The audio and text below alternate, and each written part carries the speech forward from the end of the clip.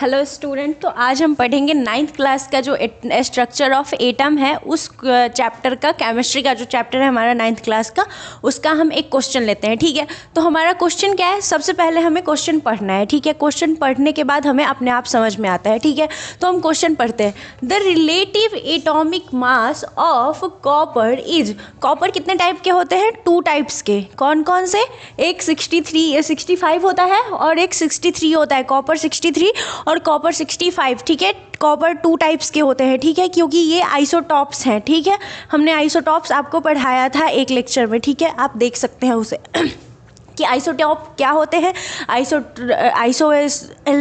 Isotopes क्या होते हैं, आइसोबार्स क्या होते हैं, ये सब बताया हुआ है। वो सब आपको देखना बहुत ज़रूरत है, तभी ये स्ट्रक्चर ऑफ एटम आपको समझ में आएगा। ठीक है, तो हमें पढ़ना क्या है कि the relative atomic mass of copper is, relative atomic मास जो कॉपर का होता है वो हमारा होता है 63.5 यू। यू का मतलब क्या होता है? Atomic mass unit. पहले लिखा जाता था AMU, पर अब सारे जो NCERT है उसमें यू सीधे लिखने लगा है।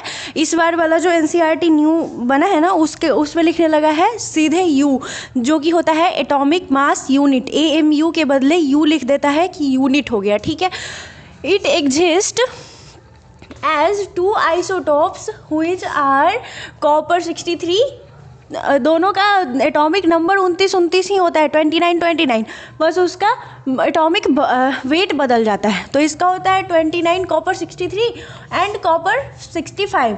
Calculate the percentage of each isotope present in it. इसका आइसोटॉप कितना होगा, प्रेजेंट इसमें क्या है, वो हमें डिसाइड बताना है। ठीक है, तो हम क्या करेंगे, सबसे पहले हम मानेंगे, एक को मानेंगे, दूसरा अपने आप पता चल जाएगा। ठीक है, किसी भी क्वेश्चन में, केमिस्ट्री के क्वेश्चन में या फिर किसी भी क्वेश्चन में अगर 2 चीज़ दे रहा है तो आप एक को मानेंगे, दूसरा आपका निकल जाएगा। ठीक है, तो हम मानते हैं let percentage of copper 63 is x, तो हमारा आ जाएगा 100। Percentage of copper 65 will be 100 - x%। ठीक है, क्योंकि परसेंटेज यानी कि 100, तो 100 - x, तो हमारा आ जाएगा from the above data the relative atomic mass of copper is 63 का x% प्लस 65 का 100 - x% is equal to 63.5 you.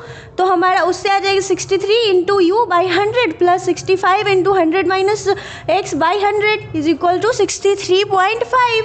ऐसे पूरा सॉल्व करना पड़ेगा। 63 इंटू x पूरा, कभी भी आप करेंगे साइड में, आप जो राइट साइड होता है उसको आप रफ के यूज में लेंगे। ठीक है, तो फिर हमारा 65 माइनस इतना, तो हमारा आएगा यहाँ से 75। ठीक है, 75 यानी कि 75 हमारा आया x का मान।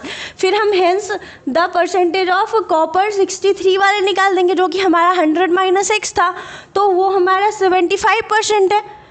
तो हमारा कॉपर 63 होता है 75% और कॉपर 65 होता है 25%। ठीक है, तो यही हमारा आंसर था इस वाले क्वेश्चन का। ठीक है, आगे के लेक्चर में हम और सारे क्वेश्चन करवाएंगे। ठीक है, थैंक यू।